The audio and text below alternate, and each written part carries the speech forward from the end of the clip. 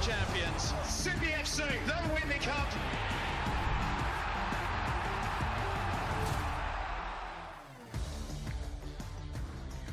Good evening from Christie Park in the northern suburbs of Sydney. It is time for Tasmania's only representative in the national round of 32 to take the pitch. The Glenorchy Knights visit Northwest Sydney Spirit. Just a second time to the national rounds for the home side, and the first time they have taken a bow here in front of their home fans. There are the two teams in the tunnel about to make their way out onto the pitch. It is almost Tasmania-like conditions here for the visitors, though, and maybe that'll suit them right down to a T for this midwinter tussle as they try to become just the third team from the Apple Isle ever to win in the Australia Cup round of 32. It's the first time the Glenorchy Knights have made it to the national stage after winning the Glenorchy Cup in dramatic fashion. You can see there that temperature is 12.7 with a down arrow next to it. It's only going to get colder from here as the night goes on. NWS Spirit, their only previous trip to the national rounds was a defeat in Redcliffe against the Peninsula Power. That was 2 years ago. They will be hoping to go at least one step further by winning here tonight. So let's take a look at the teams. A very stable NWS Spirit lineup. Just one change from the team that played at the weekend. They sit 10th in NPL New South Wales, but the issue through 27 games is they've only scored 35 goals.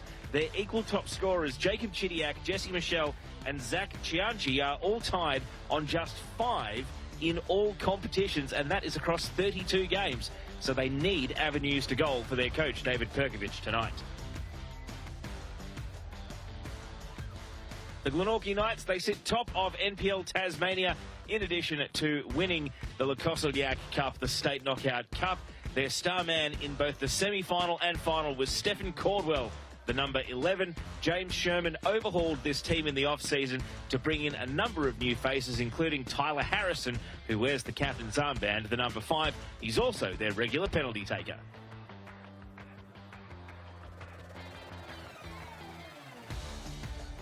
And there is the Northwest Sydney Spirit bench. Among the subs tonight is Jesse Michelle, who's their equal top scorer this season. So I wonder what minute we might see him be activated if they need a spark. And the glasses there at the end of the bench is David Perkovich, their coach. He'll be hoping to mastermind something here tonight to see his team through.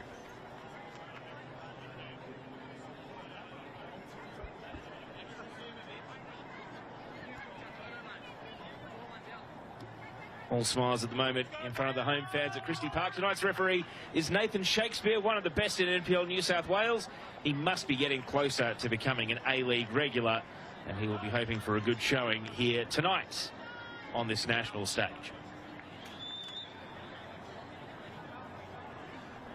There is the Glenorchy bench. They are coached by James Sherman. You see him looking a little bit nervous there, but he's such a laid-back character. Be interesting to see what his demeanour is like in what is a huge test for his team in the red. They will attack the left of your screens in this first half. And NWS Spirit, as they like to do here, will attack the right of your screens in the first half and come home towards the newly built club rooms in the second half. Glenorchy Knights on this national stage for the very first time.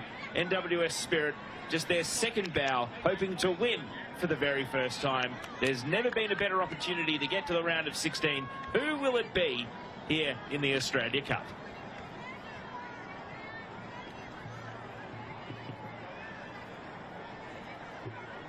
Michael Conestabo there trying to keep warm. Just waiting for the thumbs up from the fourth official to get this match underway.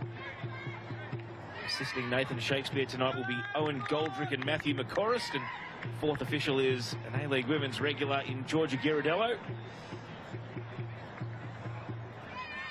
The crowds come in very late here, about 250 to 300 currently ringing the pitch. And they will be primarily cheering for the home team as that whistle gets us underway. And a solid header out of the centre of defence from Grant Cornwell, the captain of NWS Spirit. Andy Harper joins me in commentary for this one. Harps, Tasmania does not have a great record in the national rounds of the Cup. They've only ever left the Apple Island on one occasion. There's never been a better chance to make it two. No, good evening, Teo. I share your optimism for the Glenorchy Knights, their first excursion into the round of 32, and doing it away from home is not particularly easy. But Northwest Spirit's recent form hasn't been brilliant in the New South Wales NPL, so it does leave the door slightly ajar for Glenorchy as they visit Christie Park, otherwise known as the Arctic Circle. Now, Teo, having born and raised in Sydney and not far from these parts, I was wondering why this place was called the Arctic Circle, and now that I'm sitting here in the scaffolding, I can completely understand it. It's freezing. The spiritual successor to Northern Spirit, this club is considered, from the NSL era, different colours, also form of a merger with the Northwest Sydney Koalas, and thus why they're called the Spirit, but they have a koala emblem on their shirt. But yeah, this isn't quite North Sydney Oval in the middle of summer back in the 90s, is it? It's a very different feeling tonight here, this wintertime clash, and the Tasmanian team are on the front foot here, just trying to force the issue. I did wonder how long the feeling out process would be, because if there is one thing that the researchers told me, Harps, NPL Tasmania is not played at a breakneck speed, and the NWS Spirit, of all the teams in NPL New South Wales that perhaps prefer a long ball style and maybe aren't the quickest team moving the ball around, maybe preparing for strength over speed, it is the Spirit. So I don't know, if styles make fights, I'm very intrigued as to who will settle the quicker, but also who will actually dictate the terms of the game. Yeah, well, that's a good opening salvo, Teo. Well put together and rightly made. And I think, having just opined about the weather or the temperature, it does play into Glenorchy's hands. I mean, they must laugh at the locals thinking this is cold, really. Coming from Hobart, it's been a very chilly winter, but it is a bit of a leveller for them. And they've started well, opening minute or two. Get the corner here, the Glenorchy Knights. No, they don't. Oh, the referee eagle-eyed there to say just a goal kick. So probably only one significant name not in the squad tonight for Glenorchy, Anthony Mamich, who did score in the cup run and helped them get to this stage of the tournament. See here Riley Dillon, one of their key players. Last touch off him after the slide tackle coming in from Simon Nicholas.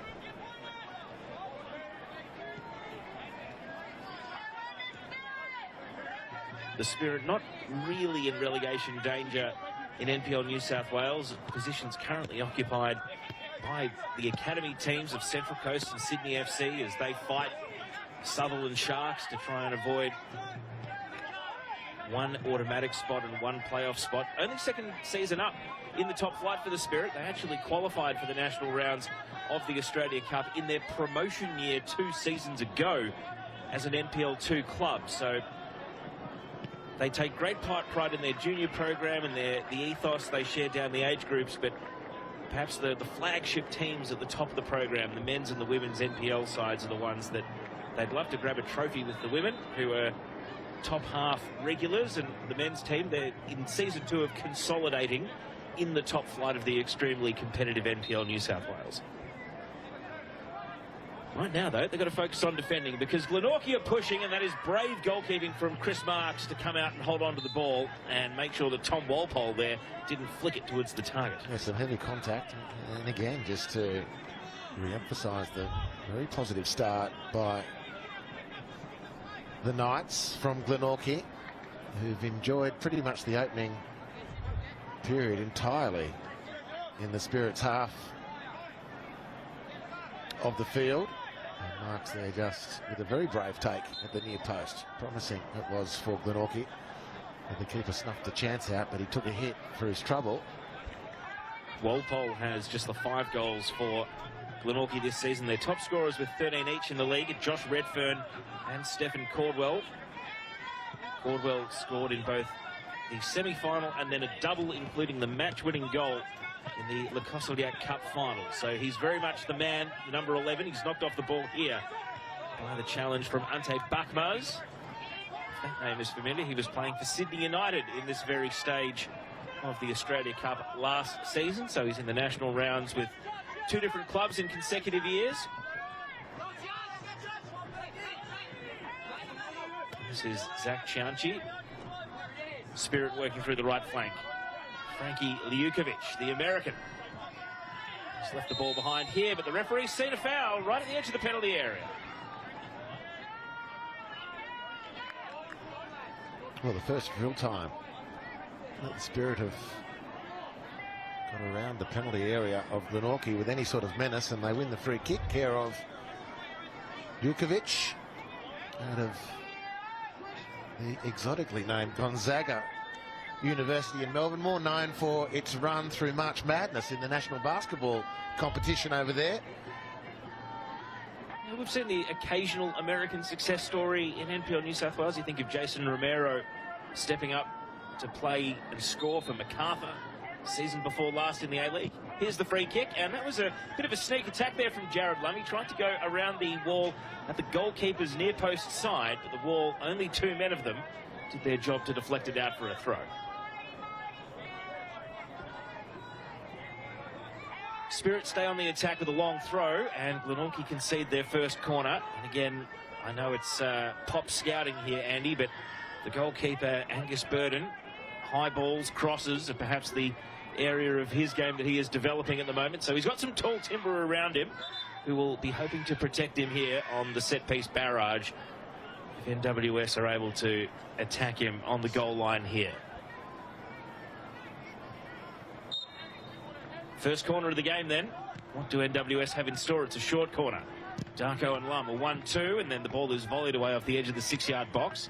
Second time ball popped back in, dealt with emphatically enough at the edge of the area. There's a volley, and that one clears even the net behind the goal. So someone in a koala insignia spray jacket is going to have to go and chase that. I'm sure there are plenty of eager ball kids here as it sails out. It could well be in the Lane Cove River as we speak.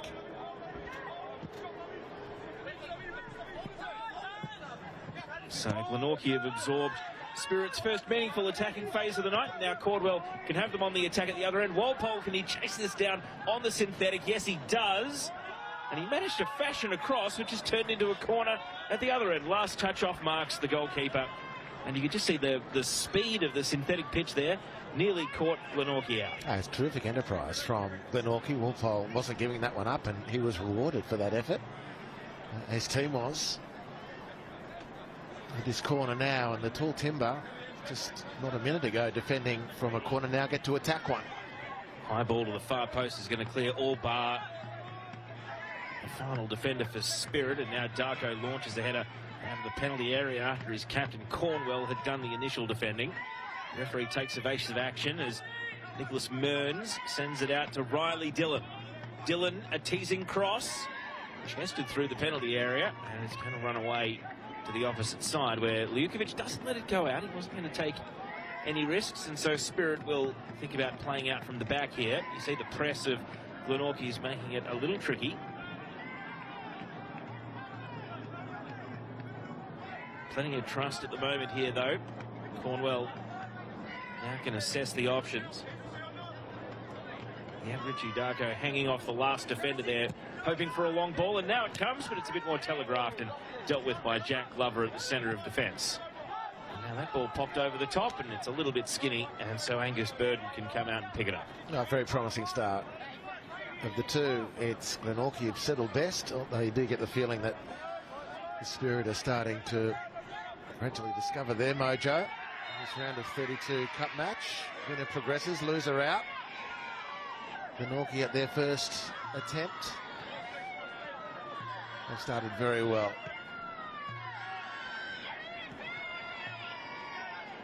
See possession, Spirit 65-35 after not even 10 minutes of this contest.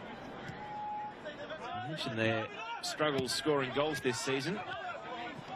We'll wait for them to defend here because that's good centre forward play from Josh Redfern to hold the ball up and bring his midfield into the equation. That pass a little ambitious.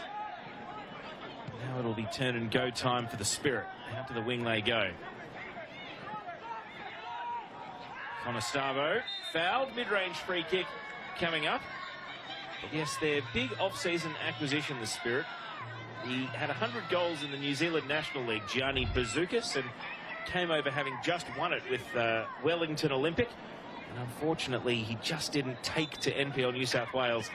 He's found himself back at his old club in the NZ National League after only a couple of months. So perhaps that's one of the reasons why they don't really have a prominent goal scorer this season, because the one player they did invest in to bring across the ditch didn't quite work out for them, and that's why you've got 3 players with 5 for the season and another 4 players with 4, albeit one of them, Ollie Wigan, not in the matchday squad tonight.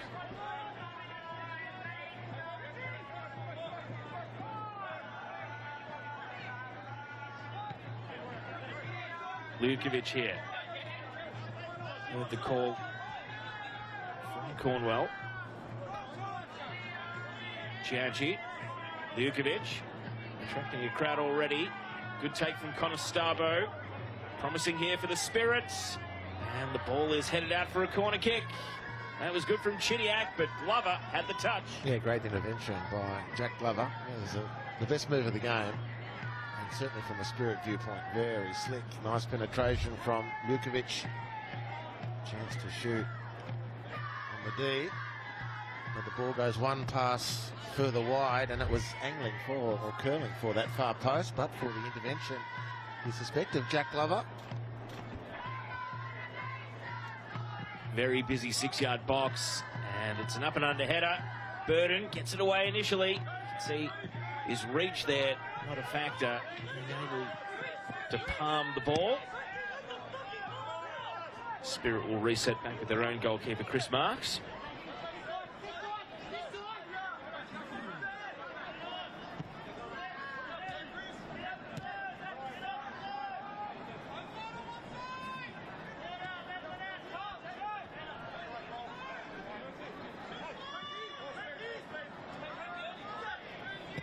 Here is the long ball. Hopeful one down to the right corner, which never really brought any of the Spirit attackers into play.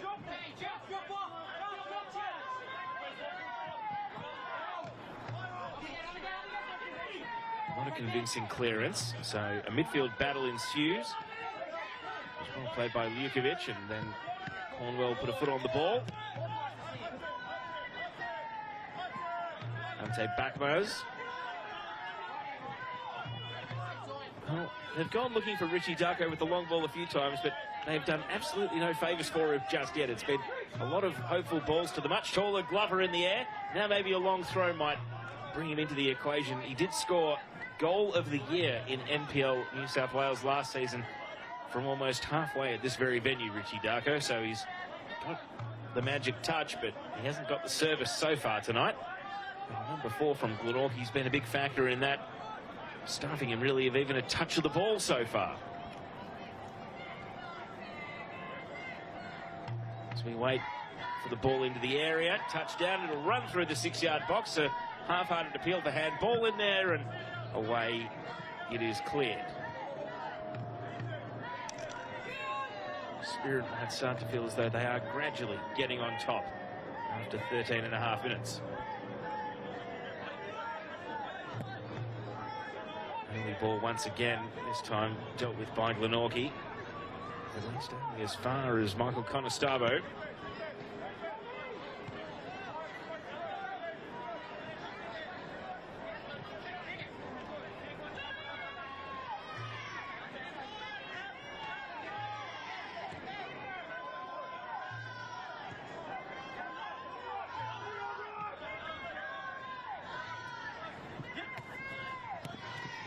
Here is Glenorchy, able to turn away from his defender Burkic.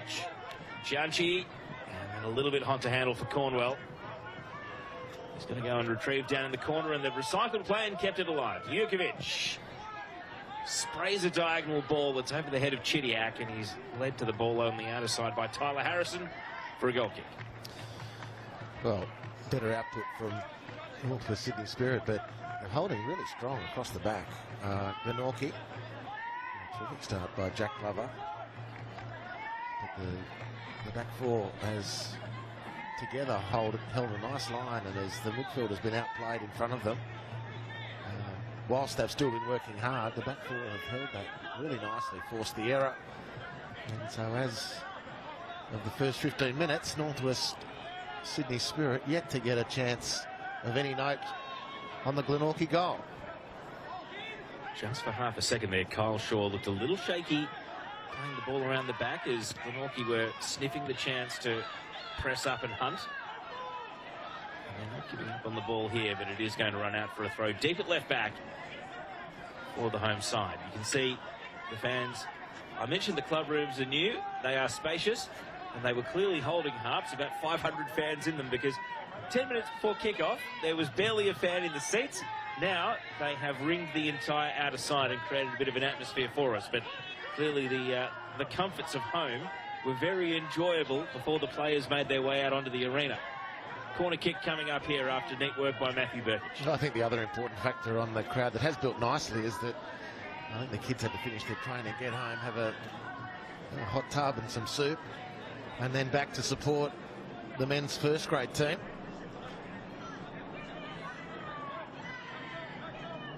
There's a lot of young fans in the seats on the outer side from our cameras. Here comes the corner then. The hope was for Cordwell, but he was outmarked 1-on-2, and then the second time ball is sprayed out for a goal kick.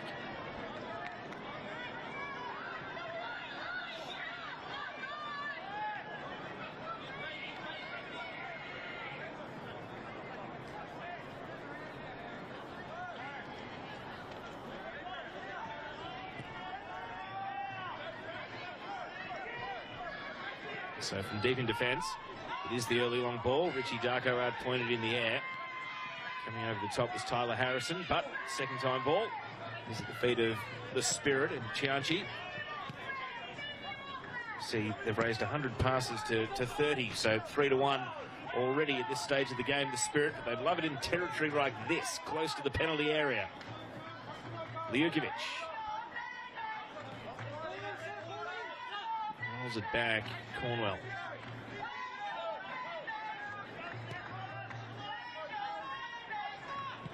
Turning out to the left is Nicholas Simon, and Chidiac, who had the best chance so far for the Spirit. That shot headed out for a corner.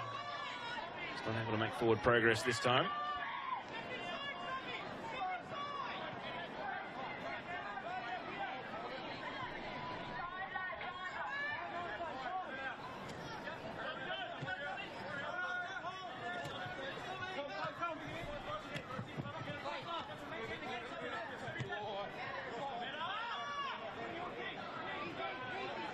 So a back pass like that has to be retrieved. You just heard get up, the shout from Jack Glover at the centre of the defence.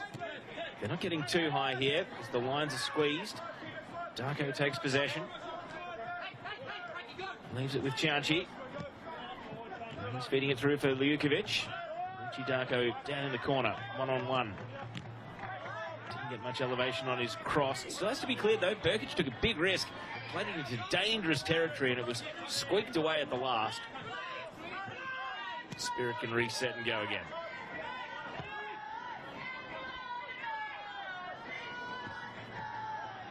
Chidiac receives the ball. He can turn and face. Can he create? Plays it square. Buckmars back to Chidiac. Will it sit for him?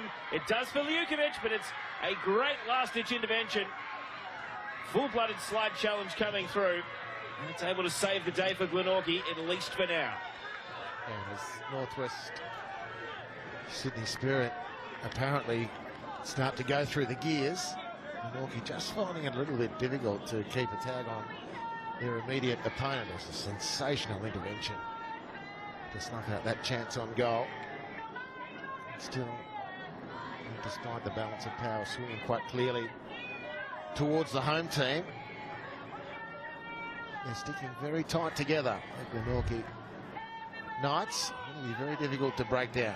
Here's the last chance now. Chidiac squaring the ball nicely. Good interplay around the edge of the box. And a difficult one to control. And then made even more difficult with that scything challenge to save the day. Terrific football.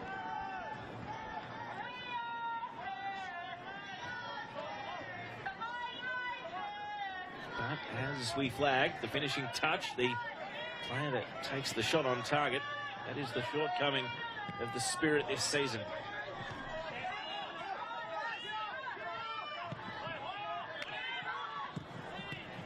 Harrison A bit of a hit-and-hope clearance. It worked out nicely for him.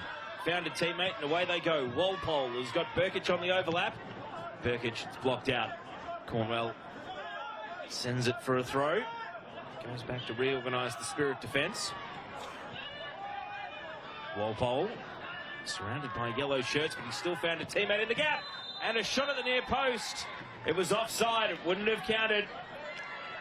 Josh Redfern loaded up and drew a good save out of Chris Marks, but it won't go in his stats because Redfern was offside.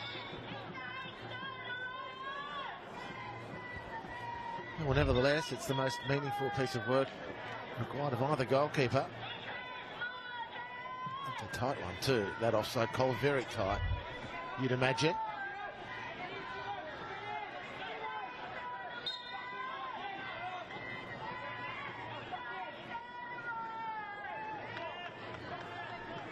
Chris Marks. He's been on the books of a couple of English clubs over the course of his career before returning to his native Australia.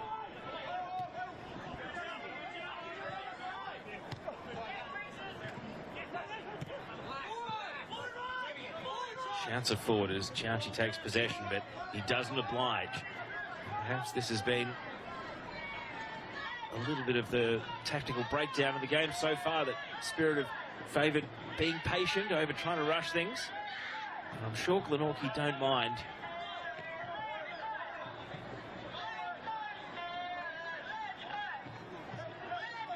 They've found a megaphone, the kids. There's no stopping them now. Let's go Spirit is the chant, but they are deep in their defensive half for now. Darko to shouts of Rich as the pass came, and now a firmly struck back pass. Chidiac was hunting it, but Burden is able to clear first time. Walpole, and it will be a Glenorchy throw.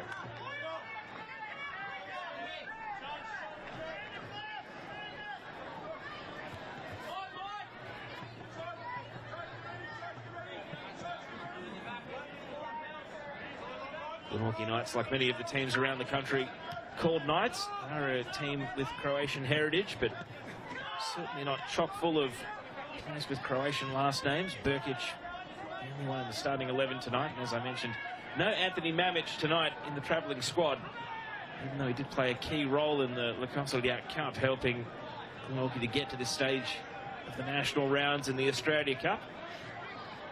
Of course, we've seen the Gold Coast Knights in previous years, and of course the former NSL Giants, the Melbourne Knights.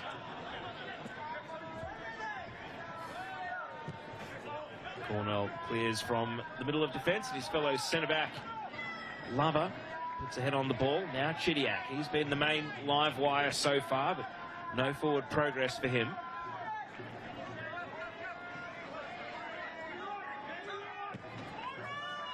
Glenorchy. Vujovic. He's forced to go back into his defensive half, though.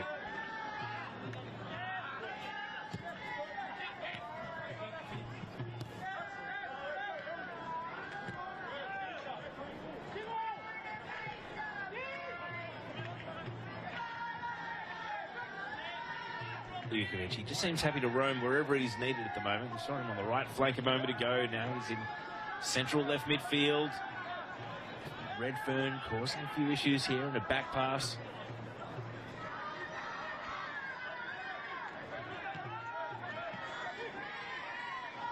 Lum had to be aware of his surrounds there, because Redfern again was trying to defend from the front. And as that ball hugs the line, Vujovic is going to make it all work. Has he got a teammate to pass to, though? Red shirts everywhere for Glenorchy, and it becomes a bit of a duel. Very nicely done by Walpole to hold his ground. Burkic, his touch just to keep it in, presented the ball. Bakmaz took it away.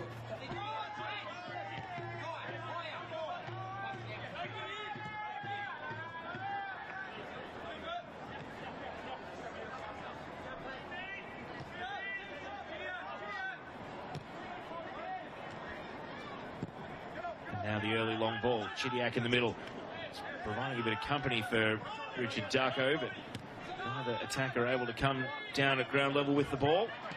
Burkic Plays it for Nicholas Mearns. Daniel Schmidt. And Glenorchy might be away here as they venture down the right flank.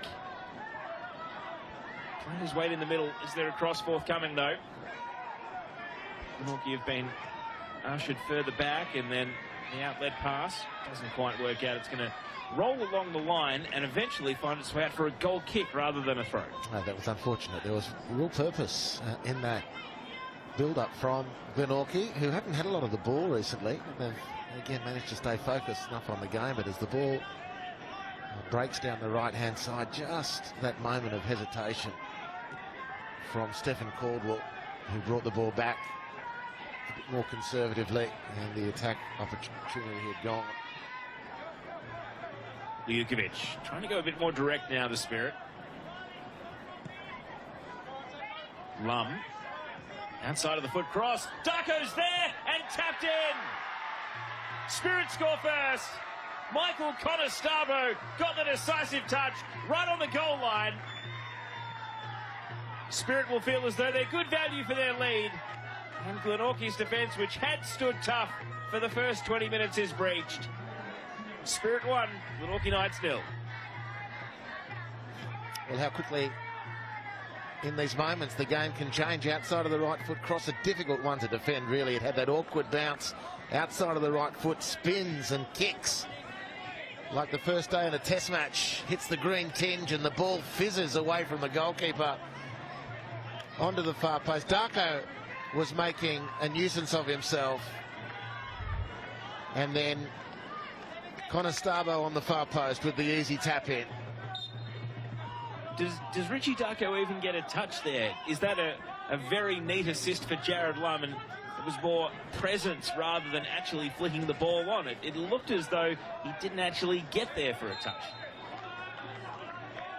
We don't have the angle to scrutinise it any further, because the next question would be, if he did get a touch, how legal was the position of Conostarbo?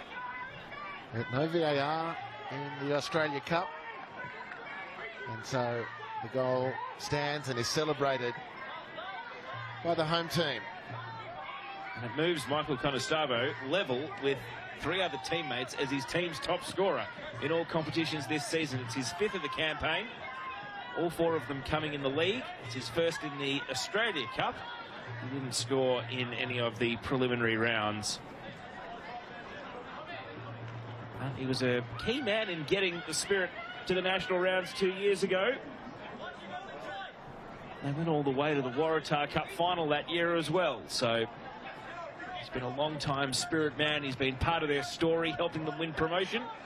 However, are we going to see Glenorchy hit right back here? The shot's on. Marks makes the save, and the follow-up is missed. Caldwell commits a foul as he tried to follow in from Riley Dillon. Marks foiled Dillon, and then the defence foiled Caldwell.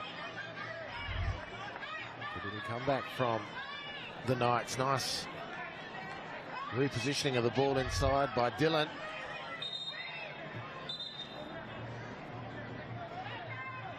Just putting Spirit on notice. You might have taken the lead, but you can't take your eyes off we, the visitors from Tasmania. Well, I can guarantee you, if there's one thing that won't deter them, it's trailing in the Le Cosseliac Cup semi-final.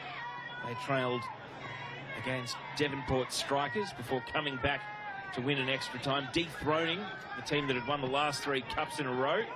And then in the final, they trailed twice against Kingborough, again, before coming back to win 3-2. So they know how to chase a game, this team, at least against fellow Tasmanian opposition. It might be a different story here against a team from NPL New South Wales. But if nothing else, they will have the self-belief that they've been there and done it before. And that's the reason they're even here on this national stage. Spirit know their 2-goal advantage. They might be looking forward to getting 10 play open in the rooms and watching the round of 16 draw at full time. Here's Lum, arguably 1 assist already. Darko, the same, arguably 1 assist already. He tries to play the underlapping pass for the goal scorer, Conostarbo, and it's knocked away by Tyler Harris. Even though Redfern is running very quick from very deep, It's too far back to put anyone off.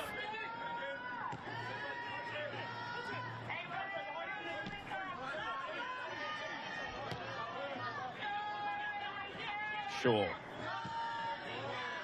Sees Glenorchy.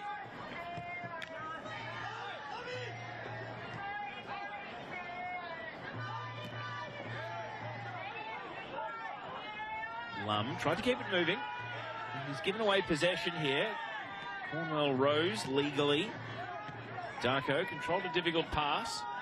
Speed of the game's really heading up here, and Glenorchy are rising to the occasion. Glenorchy played it out to the right, and now he's left chasing here as Darko knocks the ball to Chidiac, and he might just go it himself here.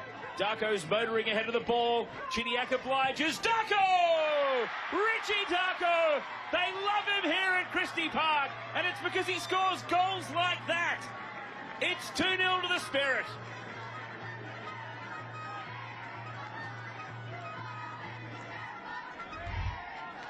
Well, not a similar circumstance when you get down to the detail of the goal, but similar pattern of play. Glenorchy looking promising, attacking the Spirit goal, and up come the Spirit when they win possession. Chidiac's looked really lively tonight, very dangerous. Look at him carrying the ball with beautiful purpose and vision and balance. And Darko, who started the counter-attack on halfway, then out sprints the midfielders who are trying to track him, and he just laces the ball beautifully across keeper into the far post to make it 2 for the Spirit. He's loving getting to play in front of this crowd. It's his 5th goal of the season. It sets up a 5-way tie as the team's top scorers in this campaign. And Richie Darko, who scored in qualifying rounds all the way back in the first cup tie, will stay with play here. A chance, and headed wide by Tom Walpole. The free header, but he headed it wide. Richie Darko scored against Albion Park back in the first round of qualifying. It's hard to believe that the Spirit, they were nearly not here. They were trailing in extra time against Dulwich Hill from the lower leagues in their second cup game. And do you know who got them out of trouble, Andy Harper, with a double? Noah Peacock, son of Adam Peacock. But sadly, Noah is not on the bench tonight. We won't see him make a cameo appearance. But there you go. One of the father-son combinations of the Australian football scene.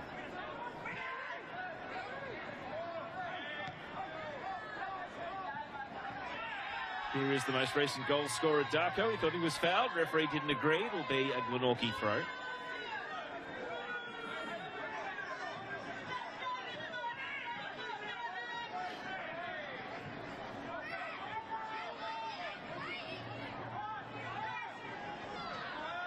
Lum. Spirit now playing with a 2-goal buffer. Perhaps we will see them be a little bit freer. They were very patient, a little bit stilted at times when the game was 0-0, but the pressure valve has well and truly been released now. They're playing with house money. And you can see the confidence to take the game on. Screaming through midfield there was Conestobo.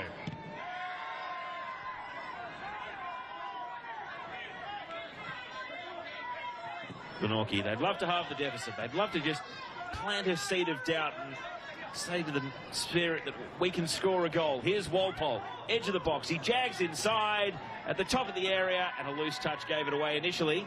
Mearns, the attack still going. Schmidt, first time we've seen him really venture forward, and it's a good claim by Marks in the air.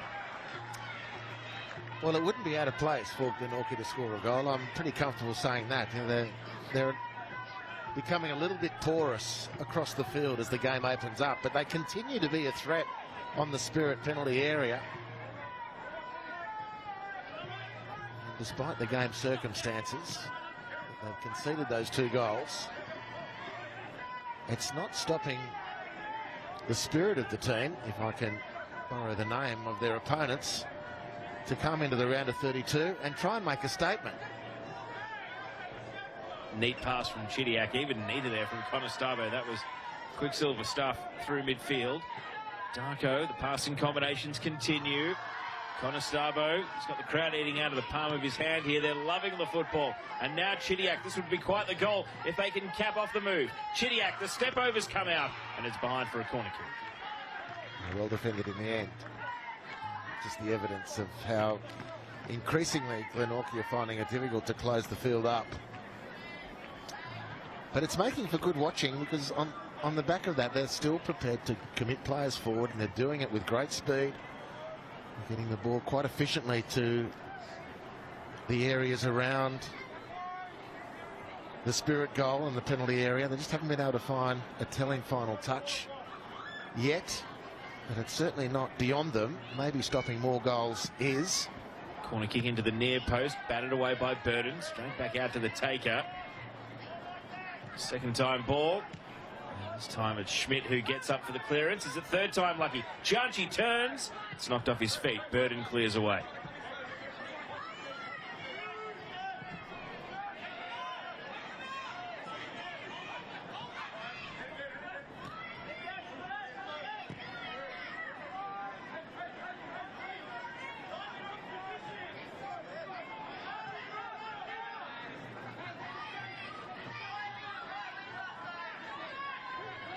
No desire to press up to the edge of the penalty area at the moment, so Chris Marks has plenty of time to dictate where he wants his team to position themselves. Now the Spirit can try to think their way out of their defensive half. Buckmans feeds the ball out towards Chidiac. First time we've really seen him venture over to the right side of attack. An underheader from Shaw. And the ball rears off the synthetic, but brings it under his command eventually.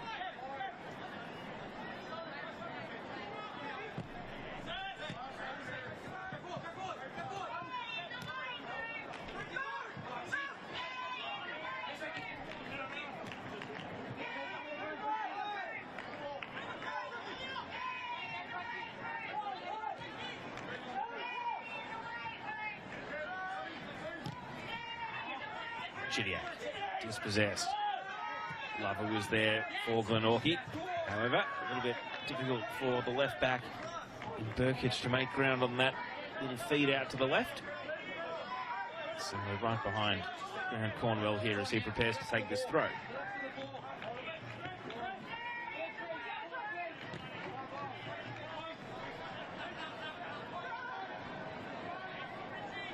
Conestabro.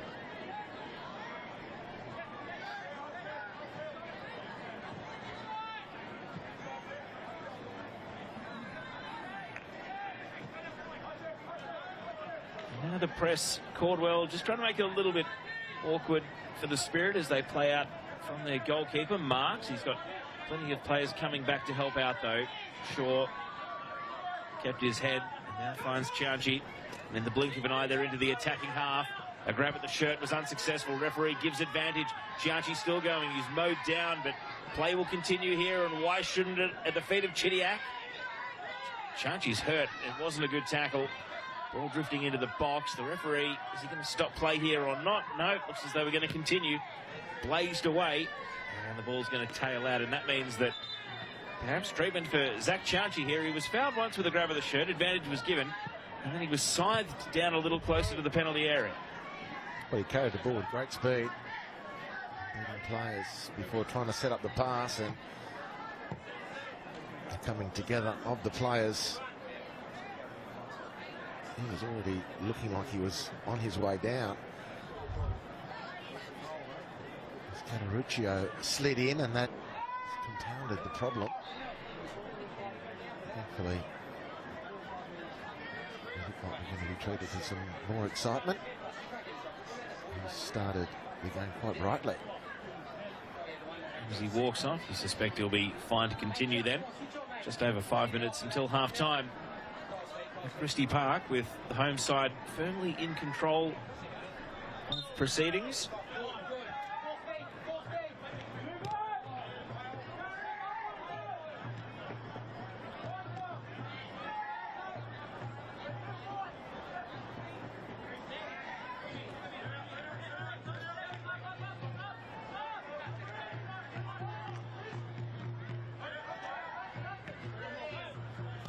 Lukovic.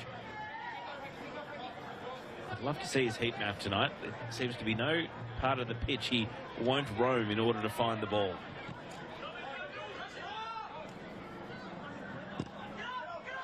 Long pass here. Long chase for Darko. And, well, if nothing else, he was able to cause a little bit of confusion between goalkeeper and defender, but ultimately no real danger. To your previous point, Teo, if you can find that heat map, I'll gladly borrow it and wrap it around us. Even the metaphoric of it is warming.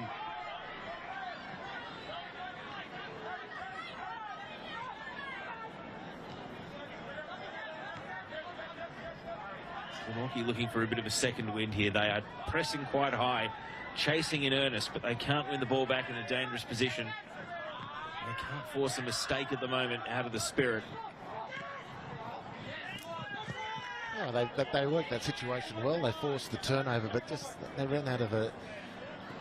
Once they'd had the ball, just that little bit of energy to relax. Seems like a contradiction in terms, but just that composure to relax and consolidate the possession. Probably hitting the ball out. Otherwise, he's been fantastic. Here's a booby trap set. And now Chidiac can capitalise. It's knocked off his toes. It's Corderuccio, who you quite accurately called it half, got pincered in a 1-on-3. Another good intervention from Jack Glover. Has been very, very impressive, the big man at the back for Glenorchy. And I've been just really impressed with their approach to this game. You know, not going into their shell. Obviously disappointed to have conceded the 2 goals, but it hasn't stopped them trying to play their stuff. They've done well enough to secure a goal. If they can be the next ones to score, then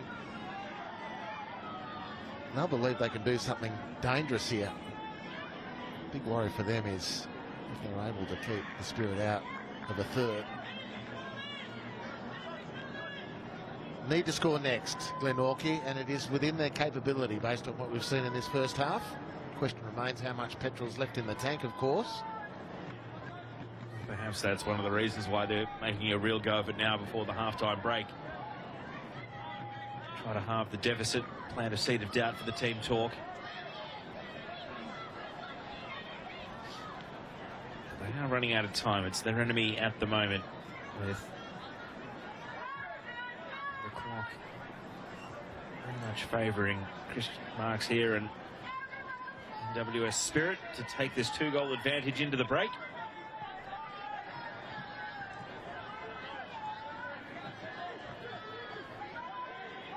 I mentioned the state of the relegation battle in NPL New South Wales. Spirit, of course, it's always difficult to juggle a cup run and a relegation battle, which is what Mount Druitt found themselves doing this time a year ago in the round of 32, and then in the round of 16 when they were knocked out by Heidelberg United. NWS Spirit have 30 points. The relegation zone teams have 24 and 23 respectively, and that's with 3 games to go. So a lot would have to go wrong for them to get dragged into it, other than to say they are not mathematically safe until perhaps the teams below them slip up one more time or they themselves win one more game. And they've got a fellow round of 32 participant, Blacktown City, coming up next. Of course, Blacktown knocked out by Adelaide United last week. Here is Matthew Burkic. Now Cordwell, we haven't seen his best so far tonight, but we know he can strike them. He's their equal top scorer this season. Ball into the box from Schmidt. Headed away initially. Corderuccio back to Schmidt. Doesn't want to swing it in again. Last minute of the half. Is this the big burst that Glenorchy need to get themselves back in the contest? Corderuccio saw Burkic in space. He can wheel onto this cross. He doesn't want to. He plays it short instead. Cordwell, surrounded by yellow shirts, knocks it back. A teasing ball to no one in particular. And it was just given away by Mearns. That's disappointing. I presume to suggest that the fans watching in Glenorchy were hoping that Burkic might have touched and delivered with that nice left foot he's got. The last attack, but he hesitated, played it safe, and no attack, no goal was to come.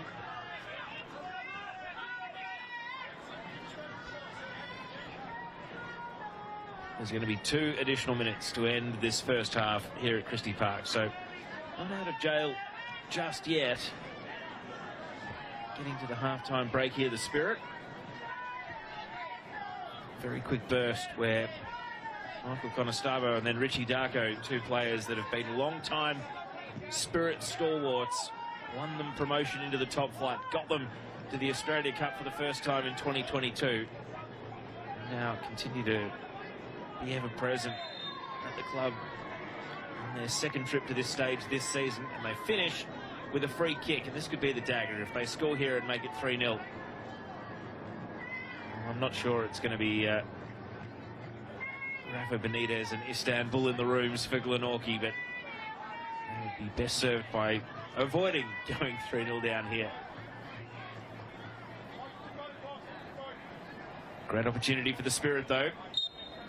A line of players at the top of the box. As the ball swings in, players sprawl. Glover gets the first header, and it's going to tail out for a corner with time enough to take it yet. Spirit in a hurry. I don't realise they've still got a good 30 seconds here. They can take their time. I think that's what Lum is laughing about here over the corner kick. And now it is swung in dangerously, and the header was won by Shaw, but he couldn't keep it down. And that was a decent little chance right at the end of the half. Yeah, 2 good deliveries into the penalty area. Yeah, was very impressive. Kyle Shaw unable to control the header, but he's a really good, virtually a lifetime Spirit player, Kyle Shaw. With the Holy Cross club and into the Spirit system. A little bit of time with the academy around the place before he's found himself back at the Spirit, but he's an impressive player. Would have added to his CV most certainly if he could have controlled that header a little better. Stoppage time is up, but it looks as though Glenorchy are going to get this chance to venture forward. Walpole, it's out, and they won't get to take the throw. The halftime whistle goes, and so a quick-fire double midway through the half is what separates Northwest Sydney Spirit from Glenorchy Knights halfway through this Australia Cup round of 32 tie. And Tasmania, who have been looking for a win in the Cup for the first time since 2018, they're going to have to dig pretty deep. And that man there, the coach, James Sherman, is going to have to deliver one of his best halftime team talks if we are going to see a turnaround here. Because as things stand at Christie Park, it's the home team who look like they're going to win a national round game for the first time. They have 1 foot in the round of 16. The question is, will we see a comeback in the second half? Right now, though, it is Northwest Sydney Spirit 2, leading Glenorchy Knights 0.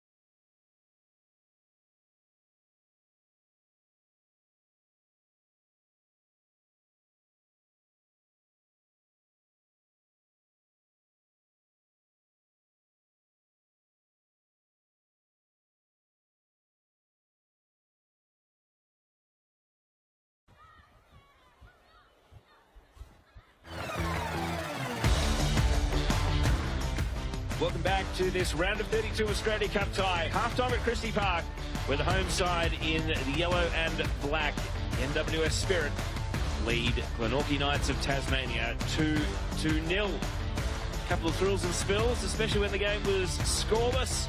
And then just a few moments of quality is how the Spirit were able to break through and take this advantage into the half-time break. Andy Harper joins me, Teo Pellizzeri. We suspected that the NPL New South Wales team may be the stronger coming into this match, but Harps, it really took a couple of moments of quality for this game to be broken open during the mid-stages after a real feeling-out period in the first half. Yeah, Glenorchy started well and you know, to their credit, managed to maintain a consistency throughout that first half, and they remain a threat in this match because of it. Depends on how much petrol they've got left in the tank for the second half. But the game was broken open because on those 2 or 3 occasions, the Northwest Sydney Spirit, I nearly called the Northern Spirit. There's a Freudian slip. Found these moments of quality and finished off a couple of chances, which sets them apart. This is a really nice counter-attack. Look at Darko, the first outlet pass from defence and then bouncing the ball to Chidiac before lighting the afterburners himself to get forward, and with a really nice finish. And when it got into a foot race to recover the ground, the Glenorchy Knights just couldn't match it with Darko. Chidiac's been the highlight of the first half, putting on that pass for Spirit and their second goal, care of Darko, who loves playing for this club and likes doing it at this ground. I mean, he's 27, Richie Darko. At times, the combination of injuries and being, you know, held by defenders makes him seem a little bit older, but he's still in the prime of his career. Here are the numbers. You can see there 68% possession tells its own story about the state of the game. No one's been booked as yet. The XG count for both sides is low, but Glenorchy Knights just the one shot on target. Harps. For all of their intent that they've shown in the game, they need to actually start to turn it into taking a shot at Chris Marks and maybe even just trying to find a mistake or find an opening in that Spirit defence. Yeah, it's a strange paradox for Glenorchy because they play with great belief up until the penalty area, and then that belief just evaporates. Now, it is the most telling part of the field, of course. Football fans won't need to be told that, but it really shouldn't be that much for them to take that shift. With the general pattern of play, the general approach to the whole game has been very, very positive, and they just take that into those moments around the penalty area, and I think they can get a reward. They certainly, on the balance of play, deserve something. Whether they can maintain a rage consistently enough to actually knock off a Spirit is another question, of course. And we're seeing in the highlights, just when they do get the chance, they really can spring into action in NWS Spirit. But again, another highlight has been the rearguard action that has been mounted when needed on occasion by Glenorchy, and they've done it very, very well. So one of the chances here for Glenorchy, this came straight after they conceded, but it was foiled here. Riley Dillon, he has scored 12 this season. He's the only player with a shot on target in the half, but he hasn't really been put into scoring positions often, and the man there ruefully shaking his head, Stephen Cordwell, equal top scorer, even less so. Halves, we've talked a lot about what Glenorchy can do to get back into the game, but we've really liked the game of Chidiac, of the Spirit so far, and we've seen, you know, Lukovic, this American player that's only new to NPL New South Wales, he just roams wherever he wants. He seems to have a bit of a free role. And what do you make of sort of the positional play, but also the versatility and flexibility of how NWS have attacked? I think NWS found it a little difficult to work out where they could hurt Glenorchy, and as the game went on, the more space that was presented to them, that enabled them. I don't think they actually played their way into that advantage. I thought as the game got stretched, they then were able to accept the space that was on offer. But when you talk about Lukovic, he is certainly a player of no fixed address. He just goes where he wants. Well, we'll get to see what twists and turns this game takes. Can Glenorchy get back in it? Will the Spirit close it out? We're back with the second half action on the other side of this short break here on 10 Play.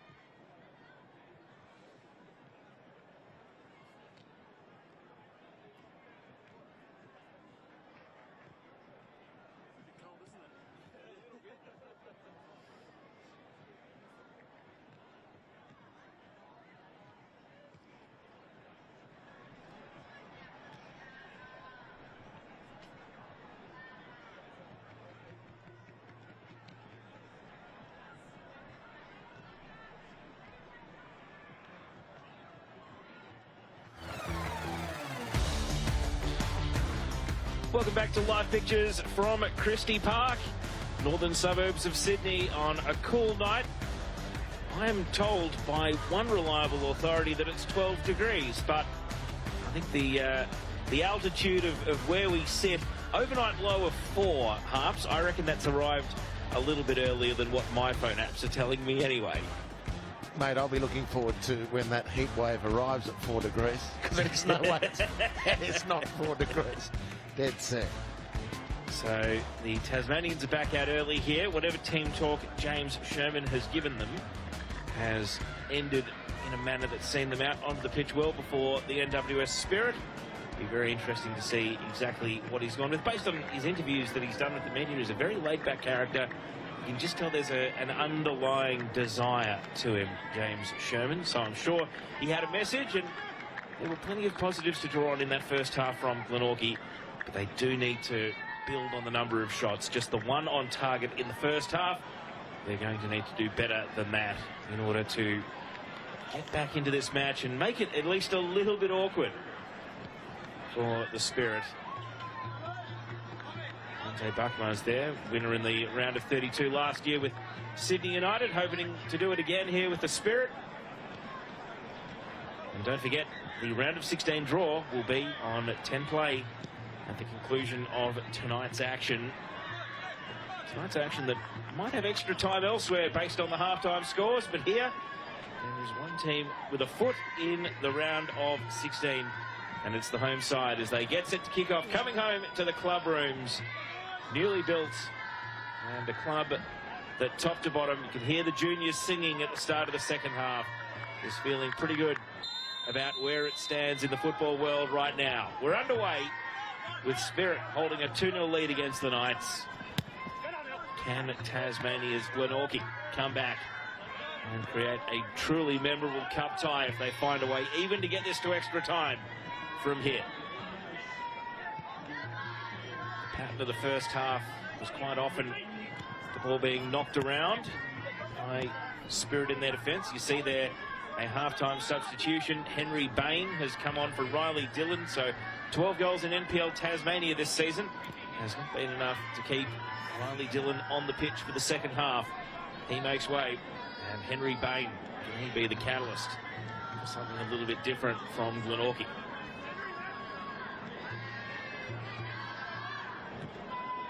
Caldwell sees the chance to press and go and chase the ball, but Glenorchy, we saw this often in the first half, him running at defenders and able to draw a foul on occasion. And even though Jacob Chidiak tried to play it quickly, the referee says not by stealing 5 metres. Come back and take the free kick where the foul was committed.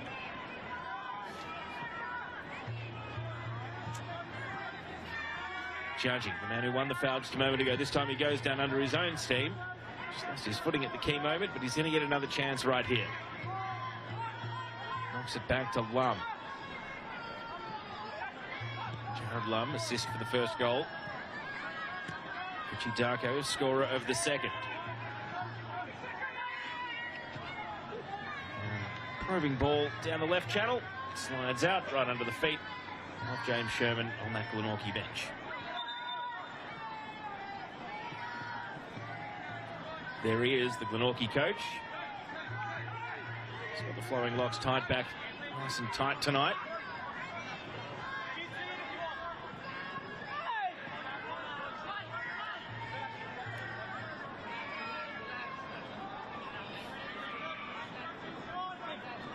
Throw coming for Simon Nicholas, and he goes back to Ante Bakmaz.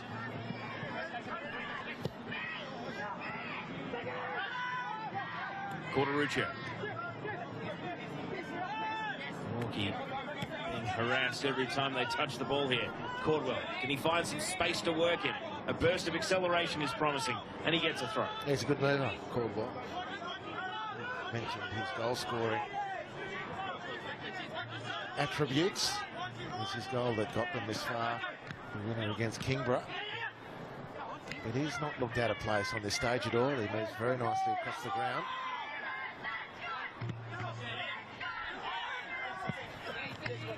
So often when Tasmanians do move to the mainland, it's opting for a short jump over to NPL Victoria, but quite often, all it takes is one Australia Cup tie. There's David Perkovich, the Spirit coach, standing at the edge of his technical area. But sometimes all it takes is one tie and the chance to see someone in the flesh.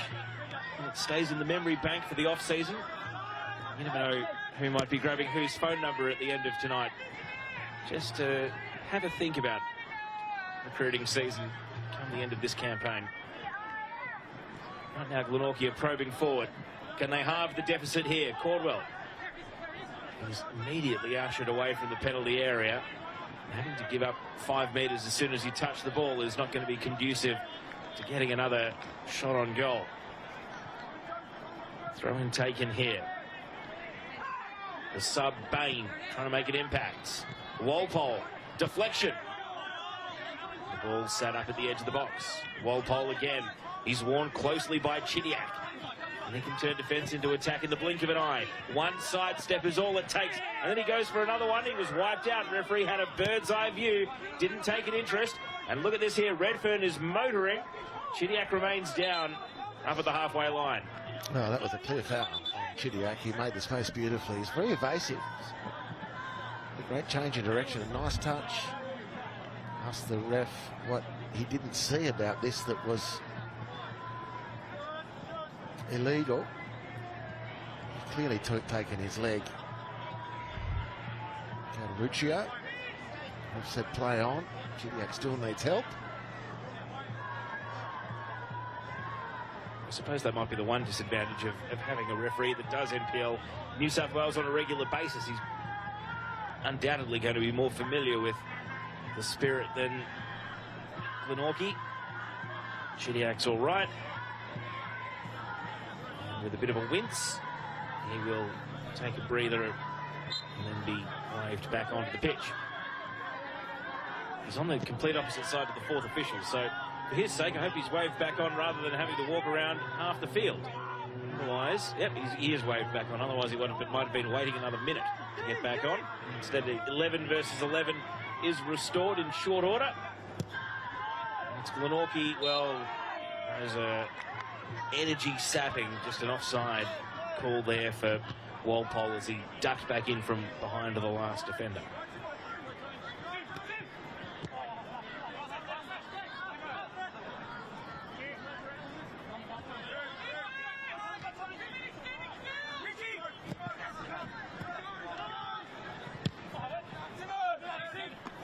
Walpole. His touch showed the ball to Lum. Porteruccio mopping up. Mearns, unhit pass. Catches a deflection.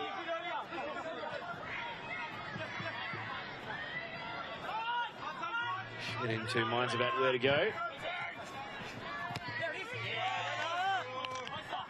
know, lads, come on. We're much fucking better here. Come on. Can't they speak? Do it, Erling. Can't they speak? Do it. Move it fast now. Move it fast. All the way. Buckmans. And the pass back to Shaw. You see the press is going to go all the way up to the goalkeeper. Chris Marks trusting his left foot to clear. Lum. Legged. No foul. Play continues. Walpole. Early ball and just a little overhit. You can see the frustration of Caldwell there.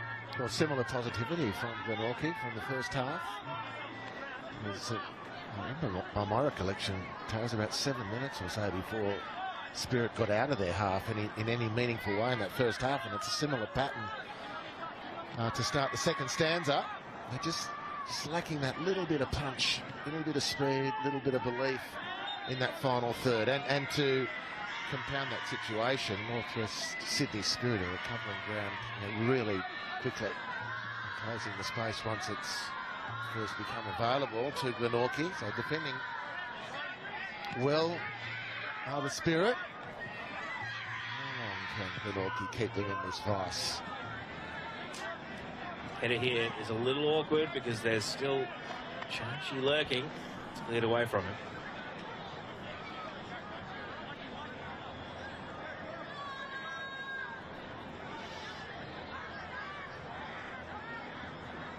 Quite a delay here as we wait for Jared Lum to make his way down to where the ball went out for a throw. Perhaps in behind the most well-packed area. You see the balcony proving popular. In addition to ground level, right down next to the canteen. Here comes the long throw.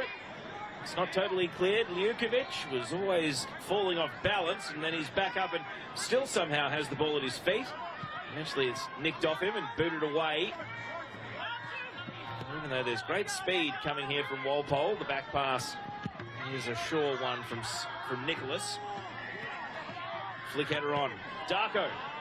And that is the sort of creativity that, when it's on, can result in a spectacular goal. Instead, he disguised that out for a goal kick.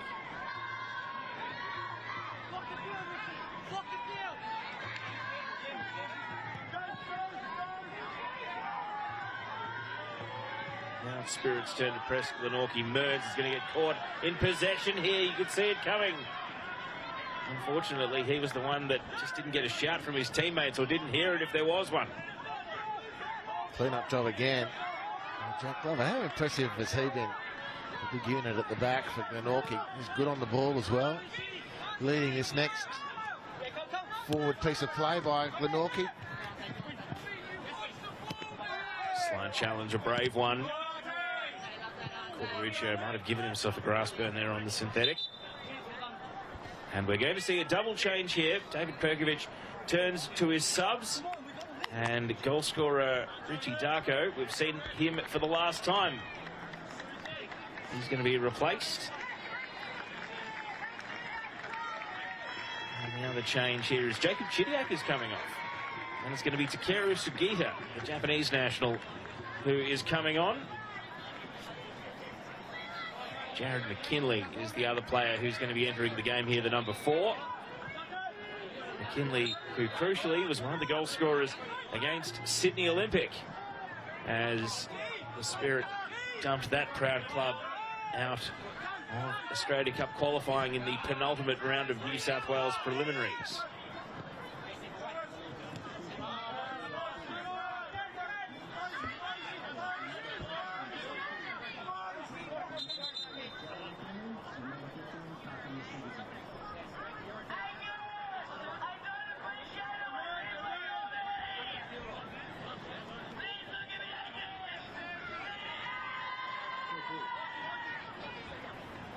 Just have a bit of a break here. The referee seems to be taking interest in what's going on with Nick Mearns.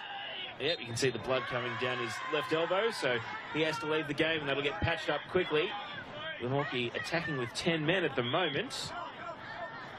I don't know, counter-attack to break, because Mearns is one of the firefighters in midfield that would be on hand to stop something exactly like this. Ciancio, it's 11 versus 10 if the Spirit can capitalise on their advantage. One of the subs that's just entered the game, McKinley, is dispossessed. It's not the introduction he was hoping for. And the ball hit the referee. Glenorchy thought they were away, but it's going to be a drop ball.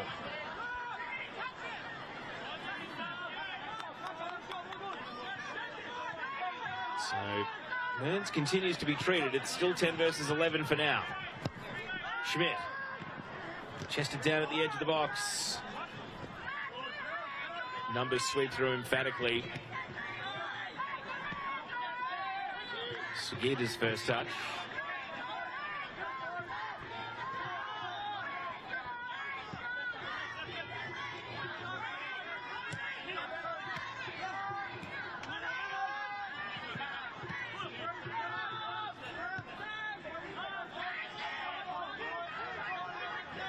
Glover.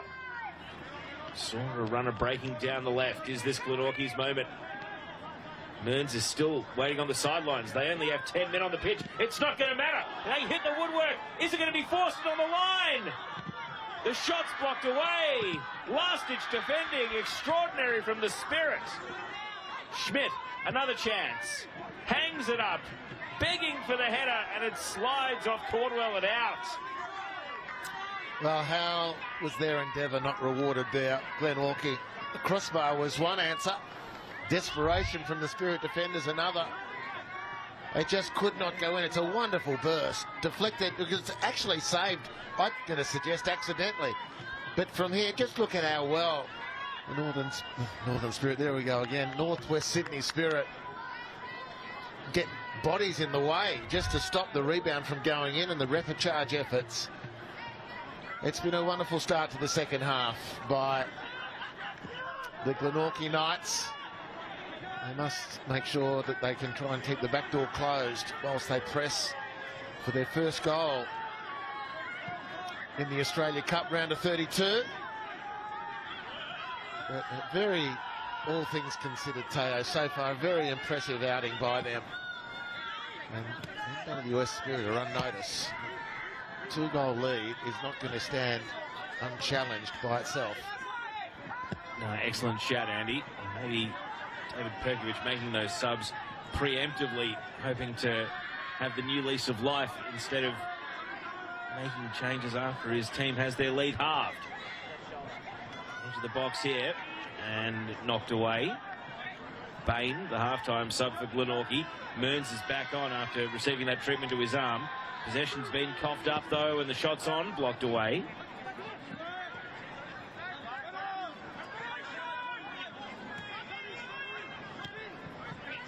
Lum.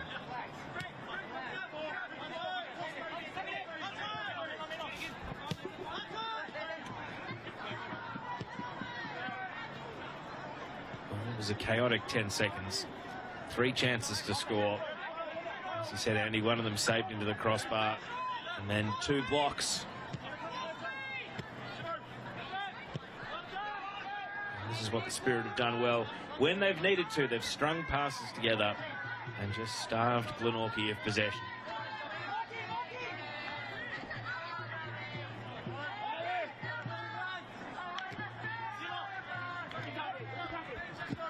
The long ball now. Not quite on the same wavelength as Sugita. However, Lukovic is going to make this awkward. Glenorchy clearing towards the line and 2 players getting each other's way up.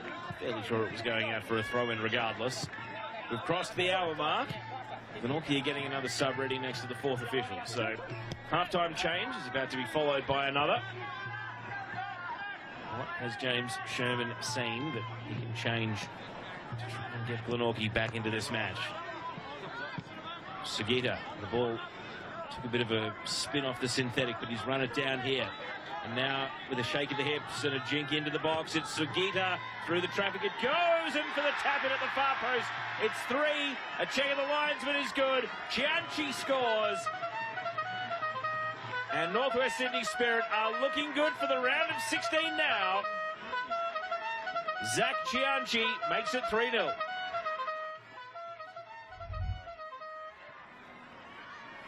Well, Chianchi's been very, very lively all game, and the defending just dropped off. Unfortunately for Glenorchy, it's brought them undone again. Their endeavour in front of goal hasn't been rewarded, and their leaky defending from time to time has been punished for a 3rd time. Chianchi deserves his time in the spotlight. A quick look to check that he was actually in a legal position there as the Glenorchy defenders appealed, and he just wondered as he wheeled away to celebrate his goal. The 3rd for his team. Should be safe now. The 3rd goal in the game really needed to go to Glenorchy, and it was within them. But the Spirit have stolen that march and should be safe from here at Christie Park. That sub they were getting ready still went through after the ball went in. Tom Walpole is off and Dimitris Theodorou has come on, wearing the number 17 shirt, so he's the new face out there. But it is seemingly a match-winning advantage now. Glenorchy have won plenty of style points and plenty of praise, but it's the Spirit who have had the cutting edge, and that is why they lead this contest 3-0. Maybe a bit of a...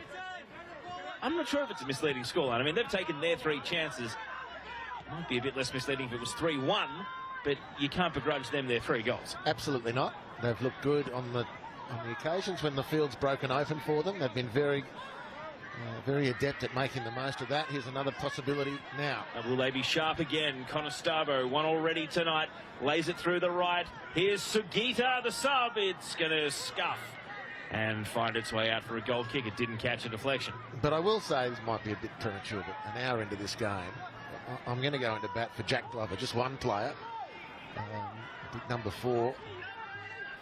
He doesn't deserve to be defending in a team that's coughed up 3 goals in a cup match. I think he's been really, really good. And Glenorchy have had plenty of good players tonight, and just as I've given him a rap, he's overcarried the ball and given possession away in midfield, which in these turnovers is when Glenorchy have looked most exposed. He's 24 years old, Harps, so he could still still have a future at a higher level than NPL Tasmania. I asked because when we were doing the Darwin Hearts game last week, you were enamoured with one of the defenders, and I was reliably informed after the game that he was 48 years old, Harps. and that perhaps his future... His better days are behind him, is that what you're saying? Perhaps his future in the A-League may not be... He's not going to be the next Brian Kaltak, I think, was the takeaway from it. But, yes. Yeah, well, in that forum, Vivili, I think the guy's name was. Look, I really enjoyed watching him play. And it doesn't surprise me to hear that he's probably got more years behind him than in front. But I did have a quick look to see the birthday of Jack Gordon, and he would be, on this evidence, would be worth a look at by some of the bigger clubs around the country. Ball in here, awkward for Burton, the goalkeeper, and he's bailed out by his defence as Burkic quickly ushers it across the face and out for a throw on the other side. And he and his skipper, they make a good pair in the back there. Before Glenorchy, Tyler Harrison, and Jack Gordon. I mean, they're a good team. It's been fun watching them. They've come unstuck because of the greater speed and anticipation on those few occasions that Northern Spirit have had some open play in which to enjoy, and they've scored good goals on the back of it. Corner to defend here, near post, a glider, headed away by Redfern. Lum decides against putting in the ball. Now it's coming in, and there is Glover, right on cue to head it away. Finds the safety of touch. In the blink of an eye, 20 minutes of the second half have already expired, and with the scoreline at 3-0 rather than 2-0, the sense of jeopardy in the game has just taken a bit of a backseat, but Glenorchy can change all that if they can score here. It's a dashing forward run, and it's short-circuited by the backtracking Spirit defenders. Bain not able to make ground to the ball. Chachi, the most recent goal scorer.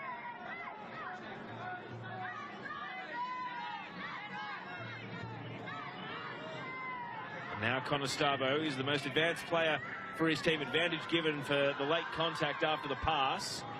Conestabo's got support from Chachi.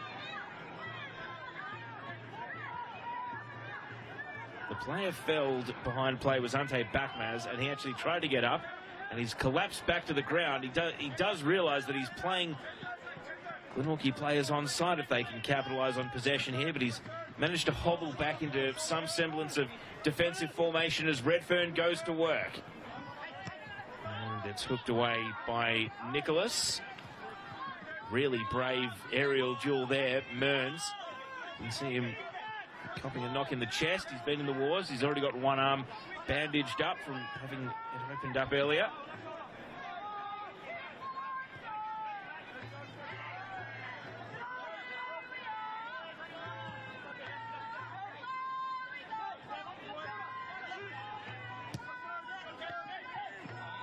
Theodoru, the most recent sub for Glenorchy, trying to make an impact on this game. Feeds it out to Schmidt. Schmidt, he just took a little bit too long to swing it across. And when you talk about just the quickness and the tempo of the game, I imagine in NPL Tasmania, that is a ball into the box and a chance for an assist 100 times out of 100. It's just a little bit different on a night like tonight. Well, tonight that has been the difference. Largely between Glenorchy getting more pressure on, direct pressure on the Spirit goal as not. And they've just been able to close that space up. The Spirit defenders and midfielders, when necessary, with that little bit of turn of speed. I did mention that they're not mathematically safe from relegation just yet. Spirit, even though there's a host of clubs between them and the drop zone, they've got Blacktown City, who themselves are chasing a spot in the finals this weekend. If David Perkovich with a 3-0 lead might empty the rest of his bench, and he's already made 3 changes. He's got 2 more up his sleeve. Right on cue. Looks as though one of those changes is about to be made. And it is going to be Jared Lum, his main creator, coming off, and Corey Kavanagh is coming on. Kavanagh, who has scored 3 goals this season, which again has him only 2 off the 5-way tie to be the team's top scorer. And Lum gets congratulated for his work as he goes and takes a seat on the bench with just over 20 minutes of this cup tie remaining, should the score stay as it is.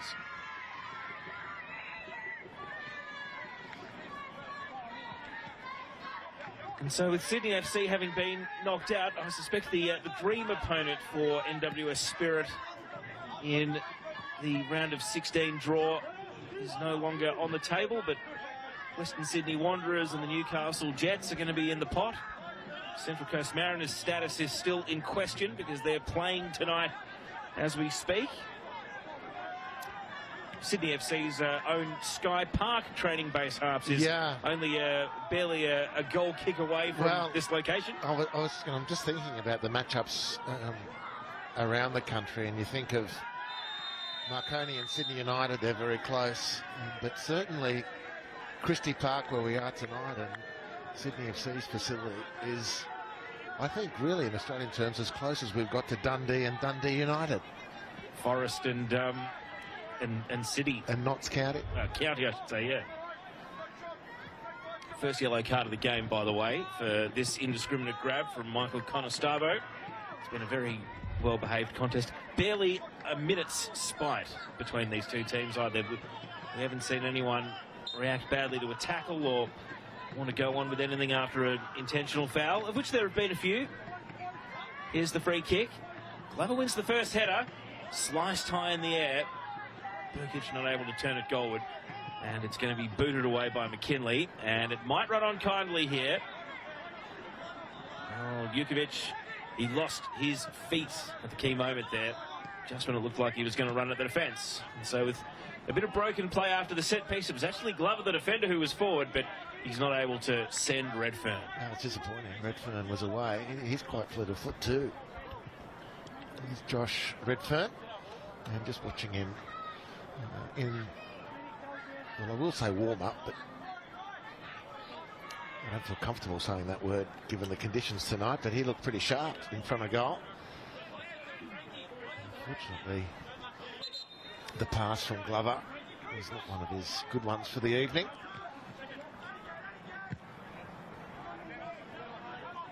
Safe to say the big takeaway out of the round of 32 has been that teams from Victoria and Queensland have made hay.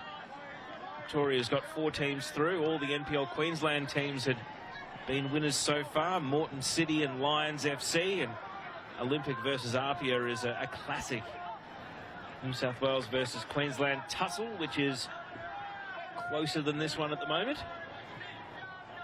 So there's still a reasonably good chance that Spirit will be drawn to go interstate if they're the away team.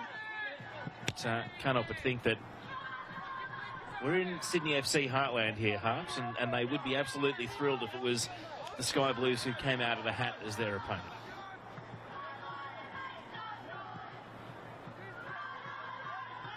Well, on that basis, being, as you say, Sydney FC heartland, I'd really rather like to draw the Wanderers.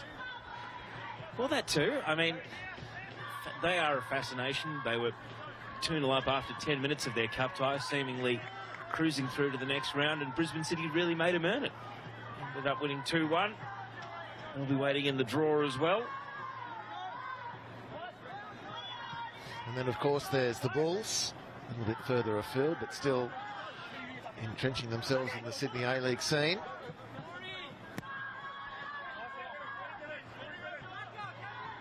It's been a less than hectic 3 or 4 minutes here. Just an array of subs are now in the game.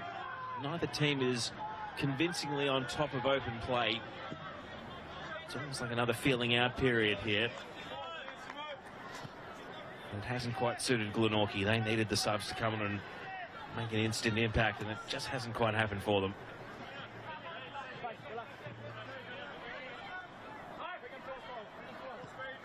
Of course, they've already got one trophy. They've already got the La Costa Duck Cup.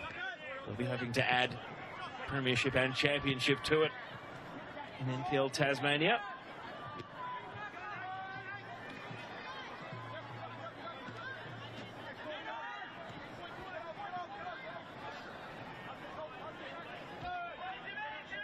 Well, barring a complete collapse from here, I think they can feel very confident that they've represented Tasmanian football very strongly here this evening. A bit of work to do to make sure that they can maintain that reputation. Still 20 minutes or so from full time. And the one thing they don't want to do is concede another, because in a historical context, next time the ball goes out, might put a 3-0 scoreline in context. It may be worse at the next break and play. Jared McKinley rolls it back. Numbers are there. Mearns can start from defensive midfield. Theodoru out to Schmidt. And Schmidt now to Redfern. This attack is steadily building, but now stalling for Glenorchy. Historically speaking, the Tasmanian team's only really been gotten a hold of once in the Australia Cup. We'll come back to that in a moment. Here's Caldwell. He's going to shoot. Forces a save from Marks, and no follow-up there from Redfern. He almost got to the ball, but it was whipped away. Stephen Caldwell got his moment. He got his shot away, and Marks was equal to it. Schmidt's cross headed away. Kavanagh on duty. Theodoru back to Schmidt.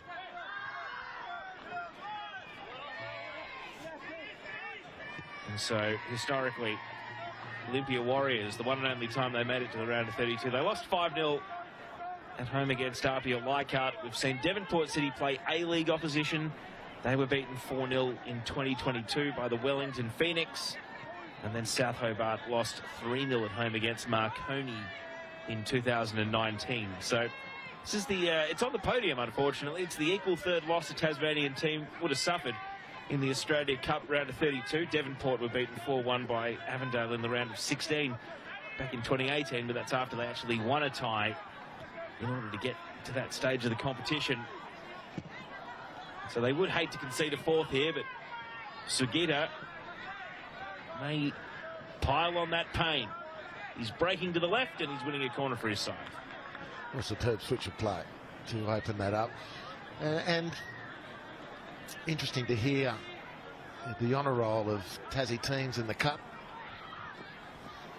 And certainly for what Glenorchy have delivered tonight, on their behalf, I wouldn't want there to be an avalanche. But the score doesn't always tell the story of a game, as we know.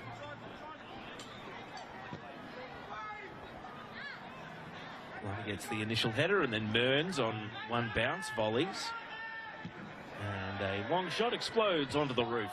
And the quality of the finishing to get the goals for Northwest Sydney Spirit has been obvious. But in a lot of ways, it hasn't been a 3-0 game. And in the Spirit goal, Marks has had to be lively a couple of times, and the crossbar saved them once. And I'm just really impressed that with the coach, his intuition, his leadership, his philosophy is, well, if we're going to die, let's die on our feet. Let's play our football. And they've not stopped, not even looked like going back into their shell. They've continued to try and get players forward. They've played positively, threatened the goal of the Spirit without being able to break the Spirit. And they are pressing in earnest once again here with only 13 minutes of regulation time to go. All the way up to the keeper, Chris Marks, and he's trapped in a 1-on-2. Is this their moment to spill the ball? Appeals for offside, not heeded. The cutback. Oh, the net was open without a keeper, and yet Shaw saved the day. It was offside. The appeals had merit. I think Chris Marks had well and truly worked out who was where when he got trapped in that press. And indeed, the assistant referee now agrees. Yeah, had to wait for the game to stop. It was clearly offside, but irrespective of that, again, it was that chance to put the ball in the net and just couldn't quite find that solution. But I don't know. One of the things I love about the Cup is bringing teams from the parts of Australia that really we don't get to interact with on a regular basis, and the Tassie teams fit into that. And I'm not sure about your view, Tay, but each time I see them, and tonight again with Glenorchy, and some of those famous images out of Devonport with the late Mike Cockrell beating away the rain as it drove horizontally into his eyes. Those nights, I think, should be replicated and repeated through an A-League experience. I'm a massive fan of the Tasmania consideration to be in the A-League. I hope those discussions are still going on in the Apple Isle, to be honest. Well, I have no doubt that the CEO of Football Tasmania, Tony Pinata, who's an outspoken advocate for a Tasmania A-League bid, will be watching tonight's broadcast half. So the fire burns. Whether it's a blaze or just a flicker is another question. Well, I'm just looking at the youngsters as we're watching them, and why shouldn't they be able to represent their state on the national stage? And surely the power brokers can offer a few crumbs out of the $700 million going in Aussie rules. Ground to kickstart the World Game in Tassie. Oh, as we meander towards the last 10 minutes, Harps, if this is going to become a live podcast, I tell you, you're pulling at some threads. You want me to call the action here, because I feel as though if we get going, we'll need 3 goals and extra time before we finish. But look, it is definitely on Tasmania's agenda. I think the issue is, how can it get onto the agenda of the rest of the league, of the rest of the country, to say we want Tasmania in? Yeah. This will be my last word on the topic. We'll just put the doorstop there, but I don't think there are many opponents around the country, put it that way. Not that I've met, anyway. Can Glenorchy grab a goal in these last 10 minutes? Do a bit of cosmetic repair to the scoreboard. It's probably worth mentioning that the Tasmanian team hasn't scored in the Australia Cup since Devonport City's run in 2018. 2019 out without scoring. South Hobart 2020 no cup. Here's the chance. Mark saves, and it's cleared away. Another one comes, another one goes. They should clearly have troubled the scorer by now. The Knights of Glenorchy just need to sharpen their swords a little. Going to see another change here. Michael Conosabo came off for Giannis Frerk for NWS Spirit, and now we are going to see Josh Corteruccio replaced here by Alex Caldo. So another switch goes through for Glenorchy, and the opportunity to play in the national rounds of the Australia Cup for 10 minutes at least for another one of their players.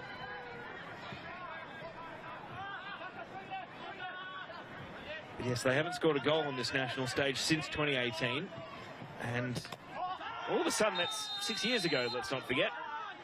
Schmidt is going to do well to avoid a card here. He's not. He fouled Takera Sugita and goes into the referee's book for the offence.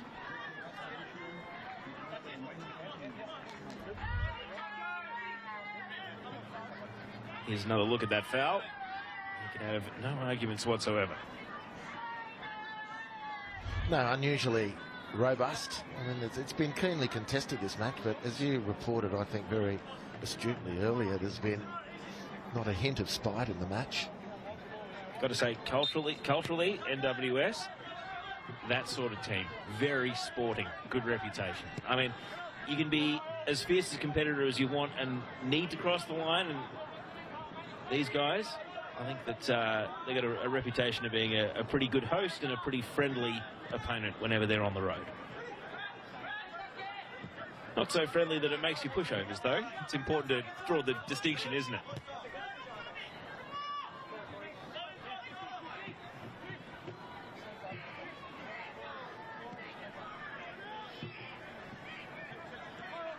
And this will be a great opportunity for them as a club.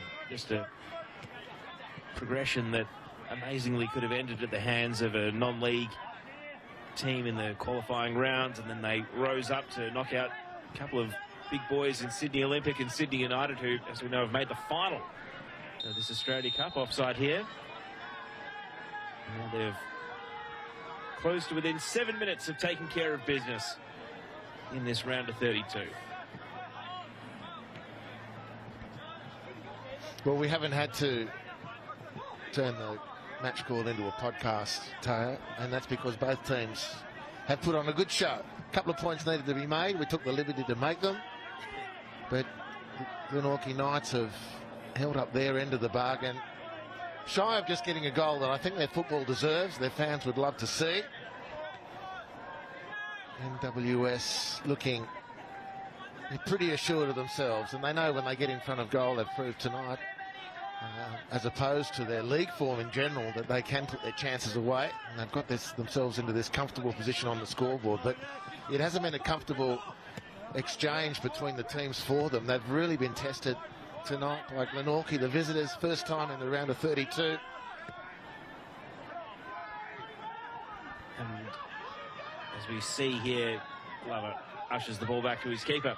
It's worth remembering that just to get here, they had to break the duopoly of South Hobart and Devonport City, who had qualified for every edition of the Cup bar one, the 1 year that Olympia Warriors were able to find their way through. So just getting out of Tasmania with the one qualifying spot, it's a pretty tough nut to crack. It's not like the Northern Territory, where we've seen just about every club in the league up there make it to the round of 32 at one point or another. So we see NWS repel right in front of that pocket of young fans who've got the first names of every player in the matchday squad up in a banner there. You can see the names there: Takeru, Giannis, some of the more recent subs. Getting a reminder, of course, that the Olympia Warriors beat South Melbourne in the NPL National Finals, a competition that no longer runs. I know, I was there, I was commentating halves. You should have seen how they celebrated at the end of that one. Well, the duopoly, at least for the short term, has been rocked, and you have to put a lot of credit to James Sherman, the coach. I mean, here's a go. They might be on here. Redfern's stolen a march. Can he finish though? Blocked once. Backspin on the ball. It rolls to safety. Three Spirit defenders and keeper all converged to foil Redfern. And so I'll just put it to you, as Redfern, it shows that great elan. I thought he took this touch one too many. I reckon he's got the chance to put it past the keeper a step or two earlier. I reckon if you did a content analysis on the Glenorchy attacks, they've had more direct opportunities on goal than NWS Spirit, I would say. Hit the crossbar that once, have at least been one-on-one with the keeper twice. Another couple of good shooting opportunities that they haven't taken. And it's almost, as a discussion point, getting into the realm of what might have been for Glenorchy tonight. You cannot but think that had they taken one of them when it was still only a 2-0 game, well, very different. But 3-0 is enough of a safety net that it may have only been cosmetic repair. And Spirit now trying to make a point. Are going to have a mid-range free kick here. Yes, well, we did make that point. They needed to score the third goal, which they weren't able to do. That honour has gone to NWS Spirit, who do sit comfortably.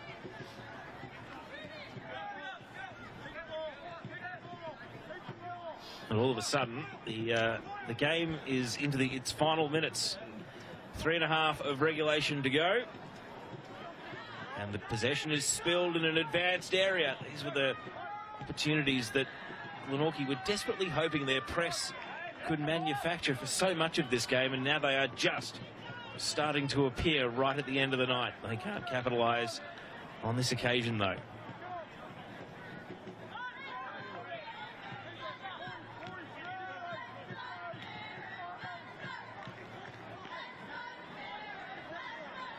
Youngsters in the crowd still chanting, "Let's go Spirit." They'll remember tonight. They'll enjoy this experience of the Cup. And I'm sure all of them will have 10 play open in the car on the way home, watching who they draw in the round of 16. Here's Kavanagh. Now Sugita is denied by a stand-up tackle. Spirit go and win possession back, though. Kavanagh once more.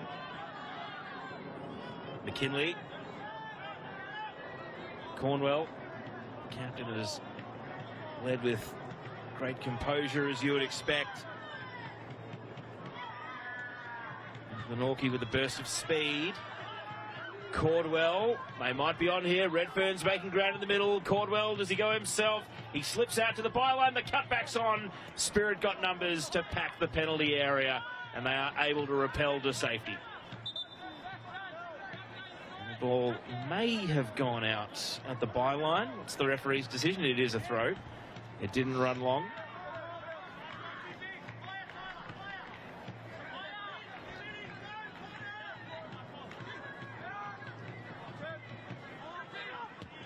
Now a long shot, which will find its way. If there's one thing that's gone wrong for the Spirit tonight, that net behind the goal harps probably needs to be about 2 metres higher, and it would have saved a couple of unfortunate people a lot of running and chasing. A couple of those beautiful mitre balls.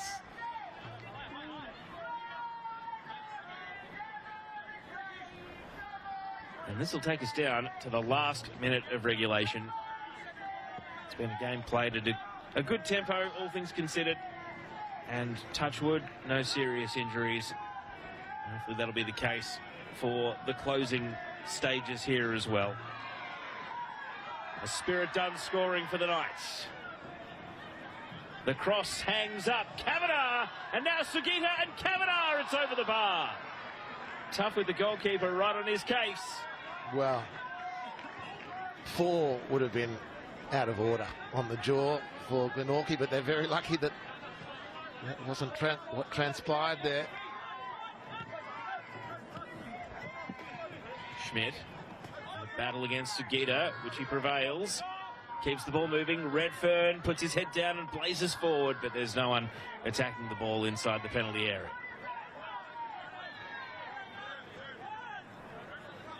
McKinley, Sugita. Fourth official about to hoist the board and show us that there will be 3 additional minutes to end the night, as Spirit hold a 3-goal margin.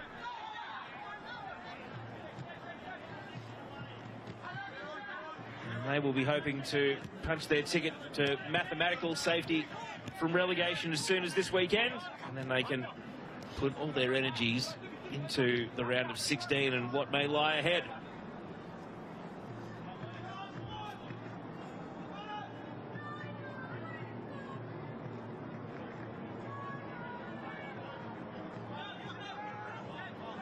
Buckmans.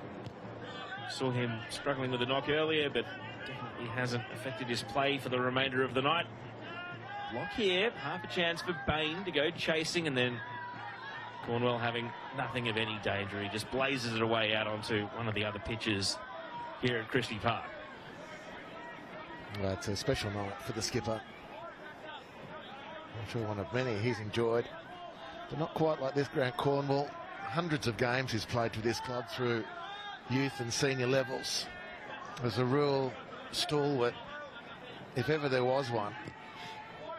And to be leading his team into the round of 16, second time they've been into the round of 32. The first venture didn't finish happily, but they're right on the cusp now of qualifying for the draw for the round of 16. And it's at these moments that you think of the volunteers around the club and the players who put the years in, particularly for those moments. And I suspect quite a few of them are standing on the balcony here at Christie Park right now, enjoying these final moments of what's going to be a significant win. A win on the national stage of the Australia Cup. Glenorchy don't want to leave empty-handed, and their performance has merited a goal. They've done everything but score in front of the target tonight. And now they have just 1 minute to try and do something about it. Theodoru. Schmidt. Tried for the return pass. It's been blocked by Sugita. He just boots it away. Harrison. Caldo. Leaves it with Mearns. And now Glover. One of the stories out of tonight, even though we're saying goodbye to this team. Long ball is hopeful, skims on, and Marks. He'll be determined to keep a clean sheet. Directing traffic right up to the last here, Chris Marks. And with a good clearance, that should just about do it for Northwest Sydney Spirit. They have seen up a wealth of opportunities, particularly in the second half, from the Glenorchy Knights, and punched their ticket to the round of 16. It is a first ever win in the Australia Cup national rounds for Northwest Sydney Spirit, and Tasmania's involvement in the 2024 Australia Cup comes to an unfortunate end in the northern suburbs of Sydney. A quick fire first half double from Michael Conestabo and Richie Darko, a couple of the club legends, and then followed in the second half by Zach Chianchi, who also moves into outright top scorer for the season for his team with that third goal. It proved to be the sealer as matters ended at Christie Park. NWS Spirit 3, Glenorchy Knights 0.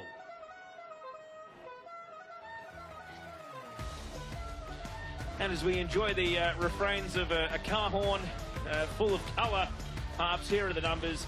Glenorchy Knights, in the end, 5 shots on target. That was only 1 at half-time, so they created plenty. They just didn't have a goal to show for it. I think that's one of the major takeouts for the night. They didn't come here, the Knights, to just sit around their penalty area and try and repel and leave with their reputation in store. They backed themselves to play their football that would enhance their reputation, and I think they achieved that. The scoreline in the end wasn't friendly to them, but their efforts on goal and the way they played their football certainly reflected very well on coach and club and players, and they're to be congratulated. But the bigger congratulations goes, of course, to the home team tonight, the Northwest Sydney Spirit Football Club, who get through to the round of 16 in an efficient performance. They had a couple of frights in defending their goal, but Glenorchy couldn't take advantage of those moments. Northwest Sydney Spirit could when they had their chances, and they got their 3 goals, which has catapulted them into the round of 16, and it's a lofty time for the football club, and good on them for doing it. Back to the first half. This was the opening goal for Michael Conestabo. Jared Lum's outside of the foot cross,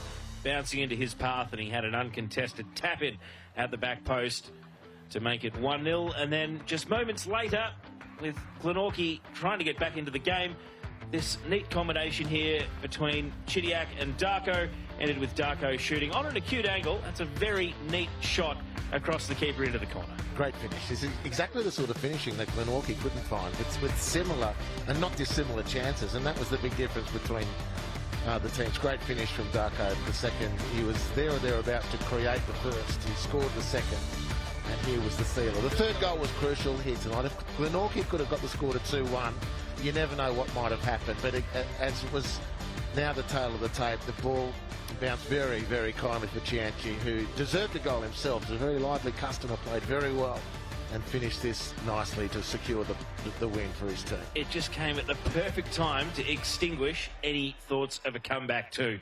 And the final third or quarter of the game was played out well and truly in Spirit's control. And so 3-0 is how it ended. They will find out, as will you, who is playing in the round of 16. You can watch it on 10 Play. It's coming up next. The other 2 games, well, there might be extra time, so make sure you tune in on 10 Play. That's where you can watch the conclusion of tonight's other games and the Australia Cup round of 16, and also the path to the quarterfinals and semi-finals will be drawn in that draw as well. Do not miss it. Coming up next on 10 Play. On behalf of the crew here and Andy Harper, my name's Teo Pellizzeri. Thanks for your company. Look at the kids. They're loving Australia Cup, as are the NWS Spirit, tonight's winners. My name's Teo Pellizzeri. Thanks for your company. Good night.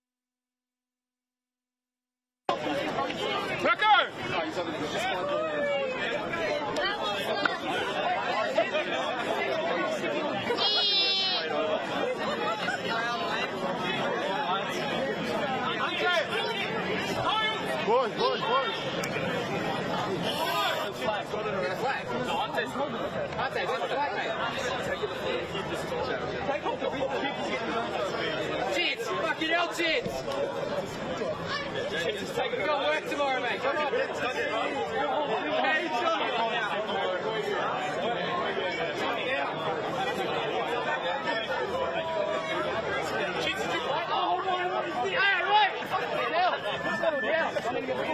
Everyone here?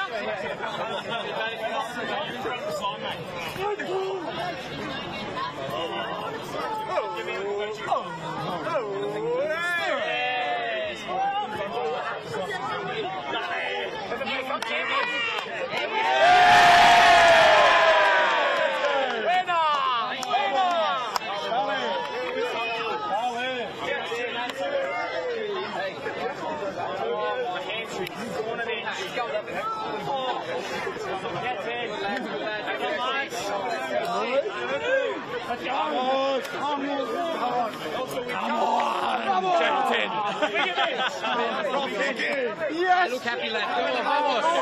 Let's go, Sid.